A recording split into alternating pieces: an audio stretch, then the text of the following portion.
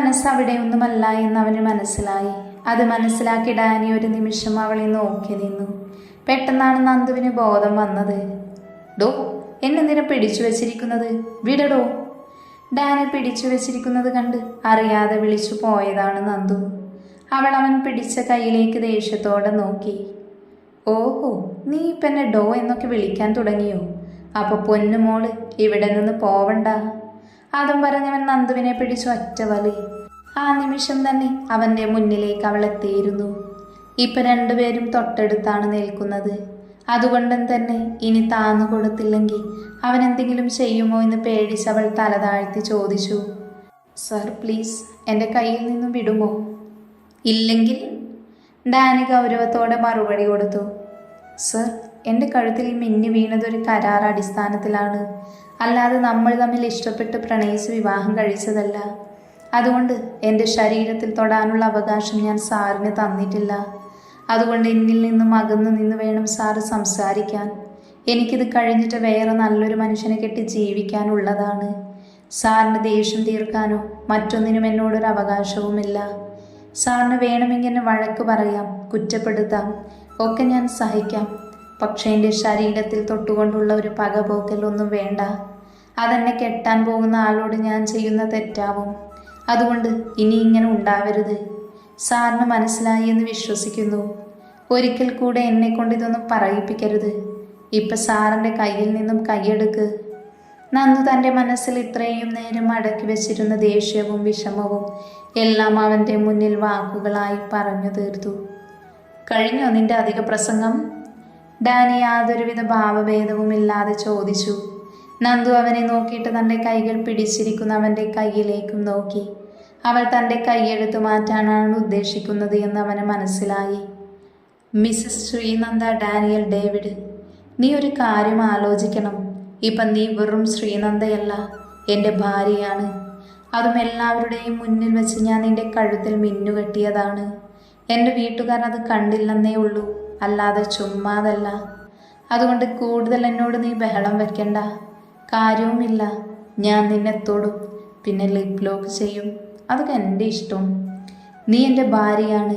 നീ ഇവിടെ ജീവിക്കുന്നിടത്തോളം കാലം എൻ്റെ ഭാര്യ തന്നെയാണ്. പിന്നെ നീ പറഞ്ഞല്ലോ വേറൊരാൾ നിന്നെ കെട്ടുന്നത്. അതിനുള്ള ശിക്ഷ ഞാൻ വഴികെ തരാം. നിന്നെ കെട്ടാൻ പോയിട്ട് ഒന്ന് നോക്കാൻ പോലും ഈ ഡാനി ജീവനോടുള്ളിടത്തോളം കാലം സമ്മതിക്കില്ല. അപ്പോൾ പൊന്നുമോൾക്ക് ഞാൻ പറഞ്ഞത് മനസ്സിലായി എന്ന് വിചാരിക്കുന്നു. അതായത് നിനക്കെൻ്റെ കയ്യിൽ നിന്ന് ഇനി ഒരു മോചനമില്ല എന്ന്. ഡാനി ഒരു ചിരിയോട് അവളെ നോക്കി പറഞ്ഞു. സാർ, എന്തിനാണ് ഈ ഭാര്യ ഭാര്യ എന്ന് ഇടയ്ക്കിടയ്ക്ക് പറയുന്നത്? എനിക്കറിയാം ഞാൻ സാറിൻ്റെ ഭാര്യയാണ്. പക്ഷേ പേരിന് മാത്രമാണ് ഞാൻ സാറിൻ്റെ ഭാര്യ. ഒരിക്കലും കർമ്മം കൊണ്ടോ മറ്റൊരു അവകാശങ്ങൾ കൊണ്ടും ഞാൻ സാറിൻ്റെ ഭാര്യയല്ല. എനിക്ക് കുറച്ച് ലക്ഷ്യങ്ങൾ പൂർത്തിയാക്കാനുണ്ട്. അതുവരെയുള്ള ഈ ഭാര്യ പദവി, അതുവരെ മാത്രം. ഞാൻ സാറിൻ്റെ ഭാര്യയായി വേഷമണിഞ്ഞിരിക്കുന്നത് അല്ലാതെ മറ്റൊന്നിനും വേണ്ടിയല്ല. സാറ് പറഞ്ഞ പൈസ സാറ് തന്നു തീർക്കും. അതിനെനിക്ക് ആരുടെയും ഔദാര്യവും വേണ്ട. ഉറച്ചതും ദൃഢവുമായിരുന്നു നന്ദുവിൻ്റെ വാക്കുകൾ. ഡാനി ഒരു പുഞ്ചിരിയോട് അവളെ നോക്കി നിന്നു. താൻ ഇന്നുവരെ കണ്ടിട്ടുള്ളവരിൽ വ്യത്യസ്തയാണ്. പണത്തിനും സമ്പത്തിനും സ്വത്തിനും വേണ്ടി ഇവൾ ഒരിക്കലും സ്നേഹിക്കില്ല എന്ന് ഉറപ്പാണ്. സ്നേഹം കൊണ്ട് മാത്രമേ ഇവളുടെ സ്നേഹം നേടാൻ കഴിയൂ എന്നുറപ്പായി. അവൻ്റെ മനസ്സിൽ വല്ലാത്ത സന്തോഷം വന്ന് നിറഞ്ഞു. തൻ്റെ എടുത്തുചാട്ടത്തിന് മിന്നുകെട്ടിയതാണെങ്കിലും തൻ്റെ മനസ്സ് മനസ്സിലാക്കാൻ അവൾക്ക് കഴിയുമെന്ന് അവന് തോന്നി. ഇനി എൻ്റെ കയ്യിൽ നിന്നും എൻ്റെ ഹൃദയത്തിൽ നിന്നും നിനക്കൊരു മടക്കമില്ല ശ്രീനന്ദ, അവൻ മനസ്സിൽ ഉറപ്പിച്ചു. നന്ദു അവൻ നിന്ന് ആലോചിക്കുന്നത് കണ്ടതും അവൻ്റെ കൈ കുടഞ്ഞെറിഞ്ഞു പോകാനായി തിരിഞ്ഞതും ഡാനി അവളെ ഇടുപ്പിലൂടെ ചുറ്റിയെടുത്ത് ചുമരിൽ ചേർത്തു നിർത്തി. നന്ദു ദേഷ്യത്തോടെ അവൻ്റെ മുഖത്തേക്ക് നോക്കി. എന്നിട്ട് വീണ്ടും പോകാനാഞ്ഞതും ഡാനി 2 കൈ കൊണ്ടും അവളുടെ ഇരുവശം വെച്ച് ലോക്ക് ചെയ്തു. നിനക്ക് ഈ ഡാനിയെ ശരിക്കറിയില്ല. നീ വെറുതെ എന്നെ ദേഷ്യം പിടിപ്പിക്കരുത്. എനിക്ക് നിന്റെ ശരീരത്തിനോടൊരു മോഹവുമില്ല. പക്ഷെ നീ പറഞ്ഞത് ഉണ്ടാക്കിക്കരുത്. പിന്നെ എൻ്റെ ശരീരത്തിൽ നിന്റെ പലതും തട്ടിച്ചെന്നെ പ്രലോഭിപ്പിക്കരുത്. ഡാനി ഒരു നിമിഷം അവളുടെ നെഞ്ചിലേക്ക് നോക്കി പറഞ്ഞു. പിന്നെ ഒരു കാര്യം കൂടി, എനിക്കെന്താണോ സ്വന്തമെന്ന് തോന്നുന്നത് അത് മറ്റാർക്കും കൊടുത്ത് അല്ലെങ്കിൽ അതിനെ അകറ്റി നിർത്തിയോ ഈ ഡാനിക്ക് ശീലമില്ല. അത് എന്തു തന്നെയാണെങ്കിലും നേടി തന്നെയാണ് ശീലം. ഇത് നീ മനസ്സിൽ വെച്ചോ. പിന്നെ ജെനിയുടെ മുന്നിൽ വെച്ച് ഞാൻ ചിലപ്പോൾ നിന്നെ തൊട്ടെന്നും സ്നേഹിച്ചെന്നും ഉമ്മ വെച്ചെന്നും ഇരിക്കും. അത് നീ സഹിച്ചേ മതിയാവൂ. മറ്റു മാർഗങ്ങളില്ല. അതുകൊണ്ടാണ് നേരത്തെ പറയുന്നത്. അപ്പം നീ എന്നെ എതിർക്കാൻ നോക്കിയ നിനക്ക് ഞാൻ മധുരമുള്ള ചെറിയ ചെറിയ ശിക്ഷകൾ തരും. അത് വേണ്ടെങ്കിൽ മര്യാദയ്ക്ക് അനുസരിച്ചാൽ നിനക്ക് കൊള്ളാം. അത് പറഞ്ഞ് ഡാനി അവളുടെ നെറ്റിയിൽ അമർത്തി ചുംബിച്ചു. ചുണ്ടുകൾ വേർപ്പെടുത്താതെ അവനൊരു നിമിഷം അങ്ങനെ തന്നെ നിന്നുപോയി. വല്ലാത്തൊരു തണുപ്പ് തൻ്റെ ശരീരത്തിൽ വ്യാപിക്കുന്നത് പോലെ ഡാനിക്ക് അനുഭവപ്പെട്ടു.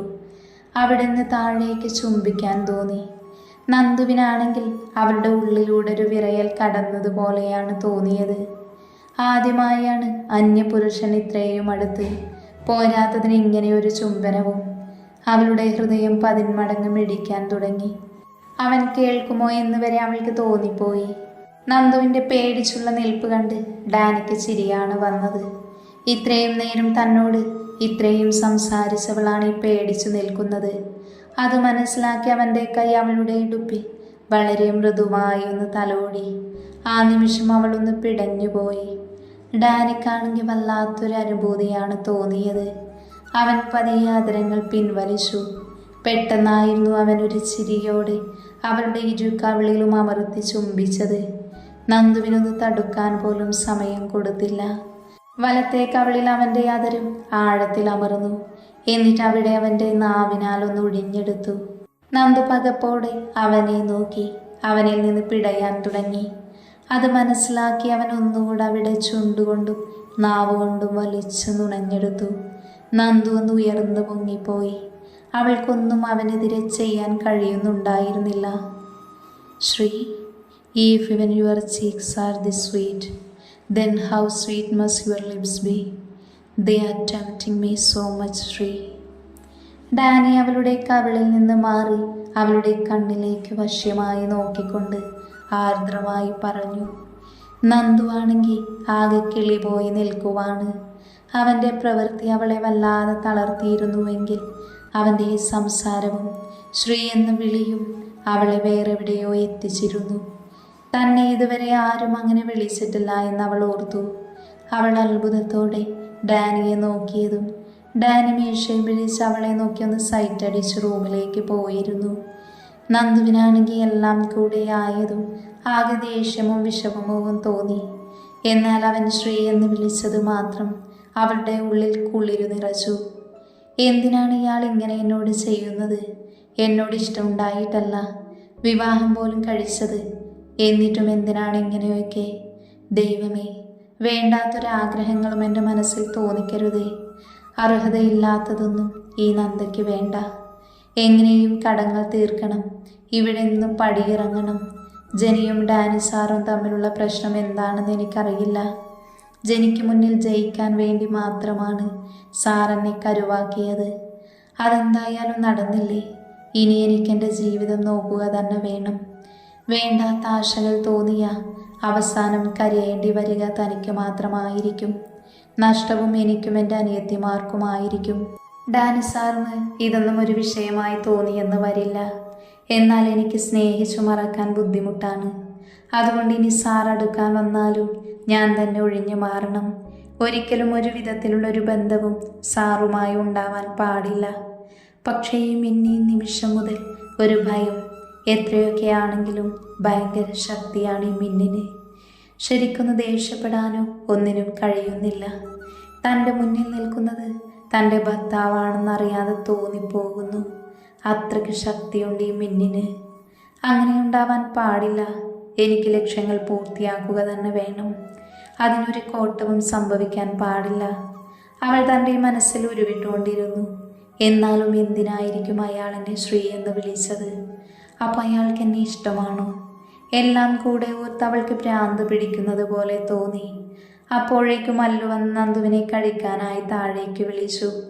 നന്ദു താഴേക്ക് എത്തിയതും ഡാനിയും ജെനിയും സാറയും ജോർജും എല്ലാവരും കഴിക്കാനായി വന്നിരുന്നു.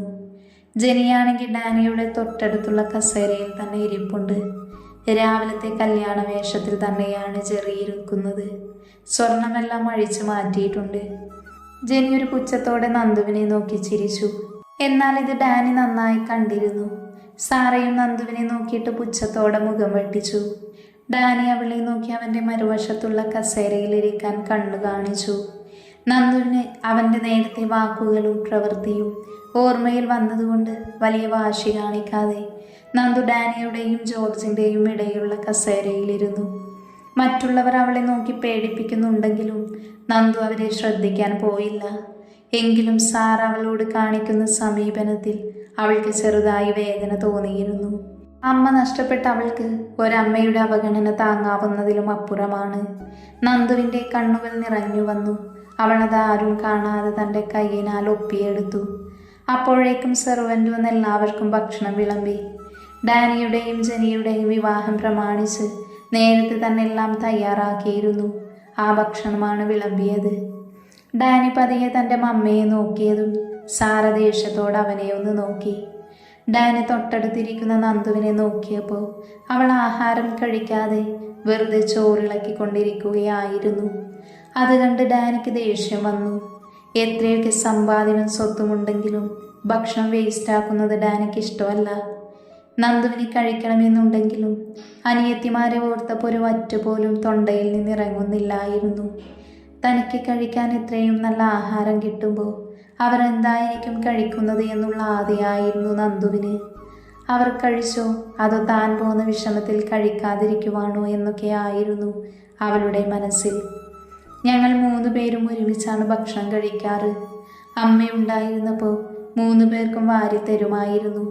ആ കഴിക്കുന്ന സമയം അത്രയും വിശേഷങ്ങൾ പറഞ്ഞും പരാതികൾ പറഞ്ഞും ഞങ്ങൾ ആസ്വദിക്കാറാണ് പതിവ്. അതൊക്കെ ഓർക്കെ നന്ദുവിൻ്റെ കണ്ണുകൾ നിറഞ്ഞു വന്നു. അനുജത്തിമാരെ കാണുവാൻ അവൾക്ക് വല്ലാത്ത ആഗ്രഹം തോന്നി. താൻ അനുഭവിച്ച ഓരോ സന്തോഷവും അവളുടെ മുന്നിലൂടെ തെളിഞ്ഞു വന്നു. അല്പം ബുദ്ധിമുട്ടും ദാരിദ്ര്യവും ഉണ്ടായിരുന്നുവെങ്കിലും ഒരിക്കലും സന്തോഷത്തിനൊരു കുറവും ഉണ്ടായിട്ടില്ല. നന്ദു കണ്ണുനീർ ആരും കാണാതെ തൻ്റെ കയ്യാലെ തുടച്ചു. എന്നാൽ അത് കൃത്യമായി ഡാനിയും ജോർജും കണ്ടിരുന്നു. അവർക്ക് 2 പേർക്കും എന്തോ ഒരു വേദന തോന്നി.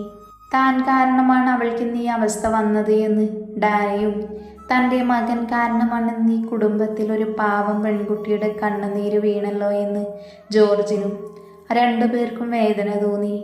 നന്ദു പതിയെ ഭക്ഷണം കഴിക്കുവാനായി തല ഉയർത്തിയതും മുന്നിലോട്ട് നോക്കിയതും അവളുടെ മുന്നിൽ ഒരു കൈ നീണ്ടു വന്നു. അവൾ അത്ഭുതത്തോടെ ആ കൈയിൻ്റെ ഉടമയെ നോക്കി. പപ്പയാണ് എന്ന് മനസ്സിലായതും അവളുടെ കണ്ണുകൾ നിറഞ്ഞു. അവൾ പോലും അറിയാതെ അവൾ വാ തുറന്നു കൊടുത്തു. ജോർജ് ഒരു പുഞ്ചിരിയോടെ അവളുടെ കണ്ണുനീര് തുടച്ചു കൊടുത്തു. മോളെന്തിനെ കരയുന്നത്? മോൾ കഴിക്ക്. അതും പറഞ്ഞ് അയാൾ വീണ്ടും അവൾക്ക് വാരിക്കൊടുത്തു. ഡാനി നിറഞ്ഞ മനസ്സോടെ അത് നോക്കി നിന്നു. എന്നാൽ ജെനിയുടെയും സാറയുടെയും മുഖം വലിഞ്ഞു മുറുകി.